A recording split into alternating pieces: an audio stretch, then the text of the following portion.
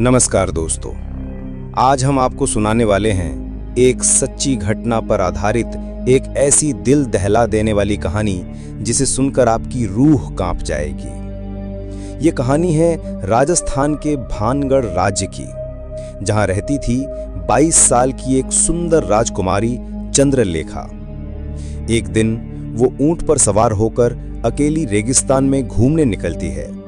घूमते घूमते उसे रात हो जाती है और वो रास्ता भटक जाती है। उसे दूर एक वीरान टूटा फूटा महल दिखाई देता है और वो महल की ओर बढ़ती है। जैसे ही वो महल के पास पहुंचती है, उसे वहां एक सेवक मिलता है।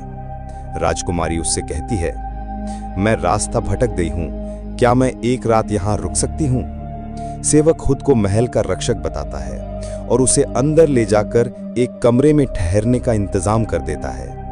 राजकुमारी रात में वहीं सो जाती है, लेकिन आधी रात के बाद वही सेवक अपने असली रूप में चुपचाप कमरे में दाखिल होता है और एक नशीली चीज से राजकुमारी को बेहोश कर देता है। सुबह जब राजकुमारी की आंखें खुलती हैं तो उसका सिर भारी होता है, कपड़े अस्त व्यस्त होते हैं और शरीर पर चोट के निशान होते हैं। वो समझ जाती है कि उसके साथ कुछ बहुत गलत हुआ है। वो दरवाजा खोलने की कोशिश करती है, लेकिन दरवाजा अंदर से बंद होता है। 3 दिनों तक वो उसी कमरे में बंद रहती है।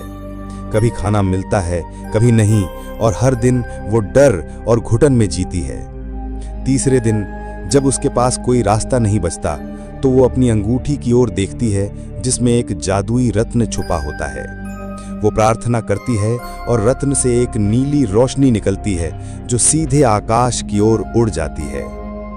दूर रेगिस्तान में गश्त कर रहे राज्य के सैनिक उस रोशनी को देखकर तुरंत महल की ओर दौड़ते हैं। रात में महल में घुसते हैं, सेवक को पकड़ते हैं और राजकुमारी के कमरे का दरवाजा तोड़कर उसे बाहर निकालते हैं। तो ये थी हमारी आज की कहानी। अगर आपको अच्छी लगी हो तो लाइक, शेयर और सब्सक्राइब जरूर करें। मिलते हैं किसी नेक्स्ट कहानी में, तब तक के लिए धन्यवाद।